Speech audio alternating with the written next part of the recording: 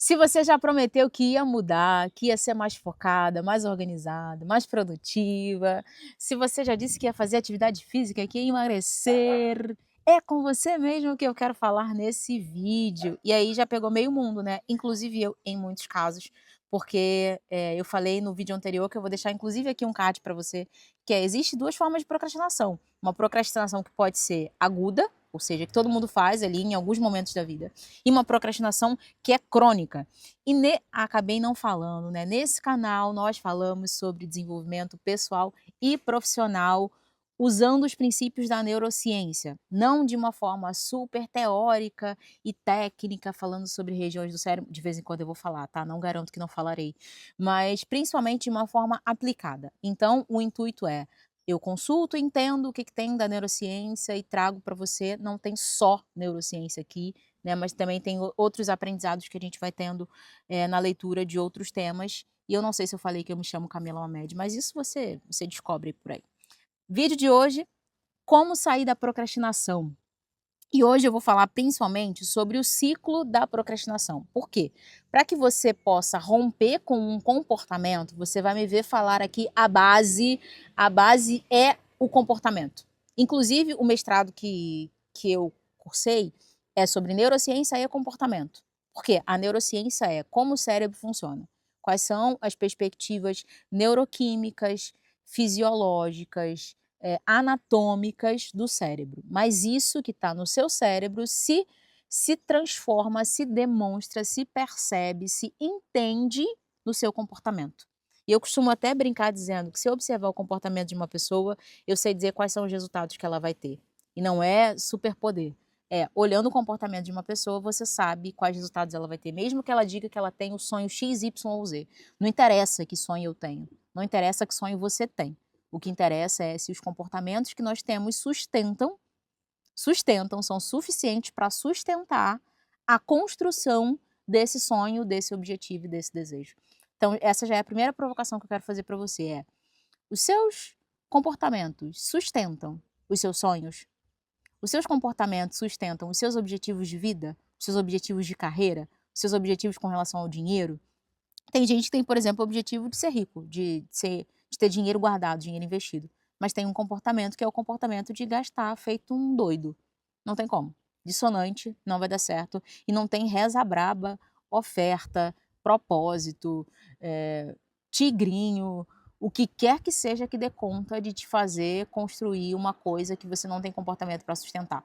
Vou aproveitar que eu dei esse exemplo do dinheiro, você já deve ter ouvido isso várias vezes, mas não dessa perspectiva, que é as pessoas que ganham dinheiro na loteria ou em outros jogos e que ganham determinada grana, depois ela perde tudo, porque ela não tem um comportamento que sustenta aquela conta bancária.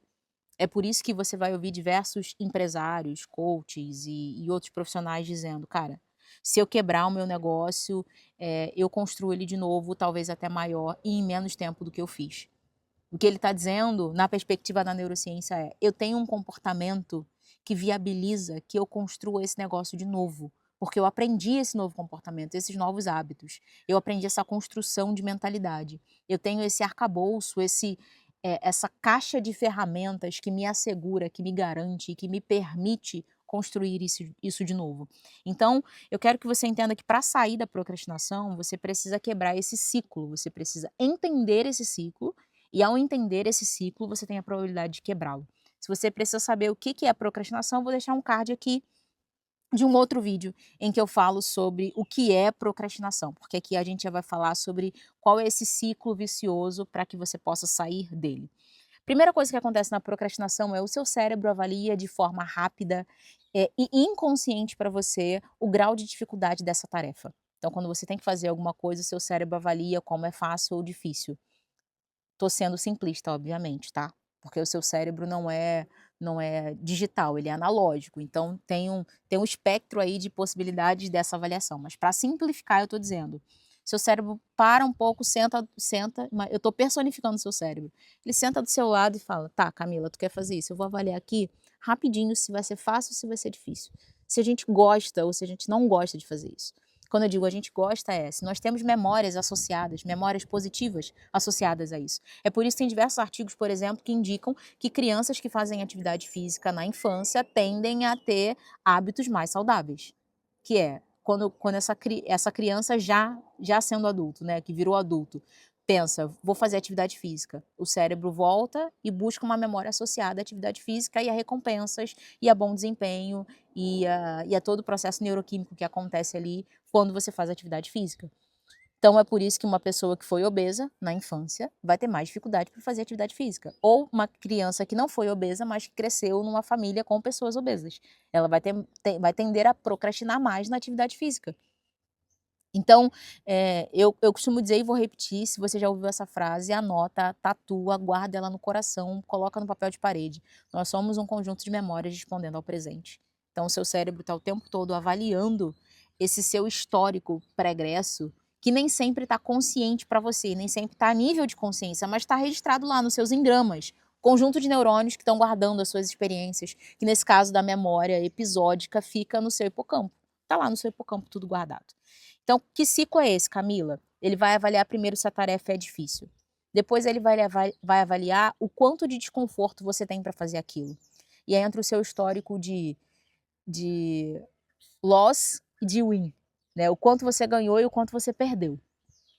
Quanto você tem de memória associado àquilo do seu próprio desempenho. Se você é bom ou ruim naquilo. A gente tem uma tendência a não fazer coisas em que nós somos ruins, em que nós mesmos nos avaliamos como ruins, ou coisas que nós mesmos avaliamos como sendo difícil.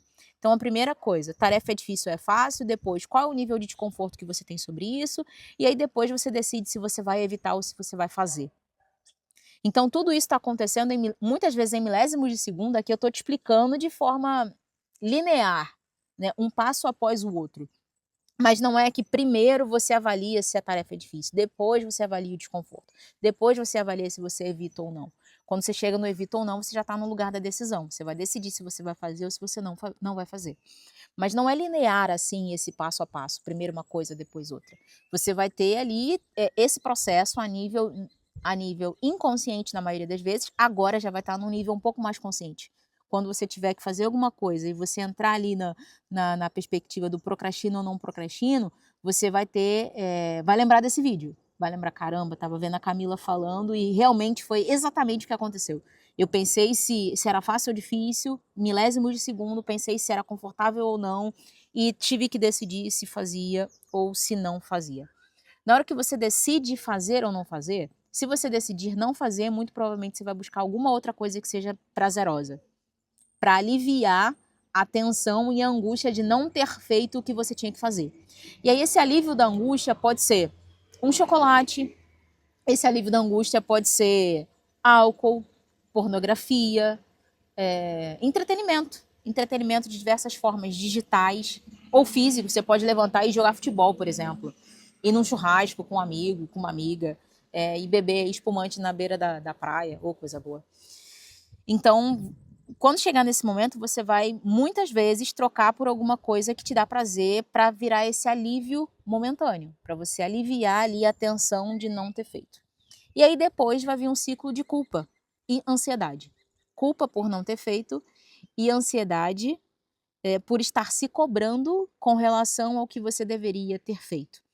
E aí recomeça o ciclo. Então, avalia a tarefa difícil, gera desconforto, decide se evita ou se faz.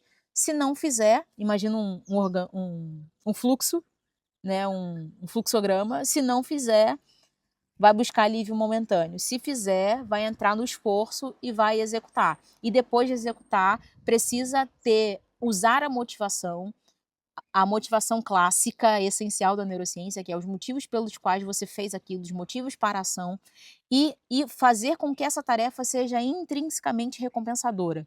Ou seja, que ao fazer a tarefa, você olhe conscientemente para essa tarefa e pense, caramba, eu não queria fazer, mas eu fiz. Isso vira um marco também, uma memória, e essa tarefa passa a ser intrinsecamente recompensadora, ou seja, a tarefa por si só gerou recompensa em você porque você associou a sua autoeficácia, você associou e condicionou ao fato de, caramba, eu não queria fazer, mas eu fiz, e eu me senti muito bem quando fiz. E isso também vira uma memória. Então, se de um lado você vai ter alívio momentâneo, no outro você vai ter uma tarefa intrinsecamente segura é mole, a segurança do trabalho falando aqui, intrinsecamente recompensadora. Segurança do trabalho, porque eu sou engenheira de segurança e aí de vez em quando surge assim a terminologia, a gente chama de terminologia um conjunto de palavras e termos que são associados a determinada área de conhecimento. E cada área de conhecimento tem a sua terminologia. Então, o intrinsecamente recompensador é da neurociência. O intrinsecamente seguro é da segurança do trabalho. E esse é o prazer, o benefício, a bênção de transitar em mais de uma área. Camila, o que que eu faço então? O que que eu faço? Você precisa quebrar o ciclo. Não tem jeito. Em que etapa que eu quebro o ciclo? Na decisão. E esse vídeo aqui é para elevar a sua consciência. Quando você estiver diante de uma tarefa que você costuma procrastinar, você vai lembrar de mim. Sempre que estiver diante da oportunidade de procrastinação, lembre da Camila Mamed e lembre desse vídeo em que nós passamos esse tempo agradabilíssimo, em que eu te disse que só vai ter duas opções quando você chegar no lugar da decisão. Ou você vai executar, mesmo empreendendo esforço, e depois olhar com motivação para isso, para guardar isso como um benefício, ou você vai fugir dessa dor, vai buscar um alívio momentâneo e depois vai entrar no ciclo de culpa. O problema disso é que se você pegar sempre essa vertente aqui da esquerda, do alívio momentâneo, você vai entrar na culpa, ansiedade e volta, porque você fica com a sensação de baixa eficácia e aí quando vier a próxima oportunidade de procrastinar, é como se você já tivesse com menos bateria, sabe? Entre aspas, eu estou trazendo uma figura aqui para você. É como se você fosse para o próximo desafio da vida com menos crença em você, menos crença de que você é capaz de fazer. Então, na prática, o que você precisa fazer é, quando chegar a hora de decidir, quebra o ciclo. Obrigada por ficar comigo nesse vídeo, espero que tenha sido super útil, super interessante para você, que tenha aberto a sua visão aí, que tenha te trazido novos insights.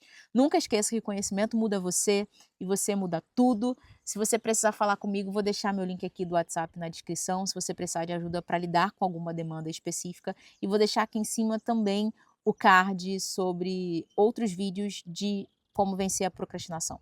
Beleza? Beijo e até mais!